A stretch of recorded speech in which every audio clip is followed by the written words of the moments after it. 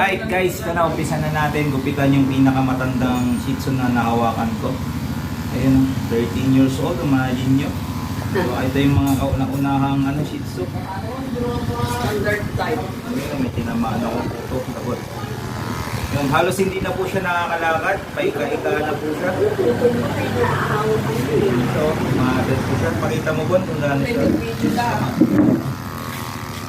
Yun. Yun po. Hindi po nila napapag-groom kasi minsan hindi po sila tinatanggap sa vet clinic kasi kung ano-ano pa daw hinahanap. Kaya yun, salamat kay Ma'am, anong pangalan ng nagkasama namin po? Yun, salamat sa iyo Ma'am Chloe. Refer mo ko dito. Yun, at may mag-groom na sa mga matatandang aso na to. Imagine nyo, 13 years old. Tingnan nyo, may mga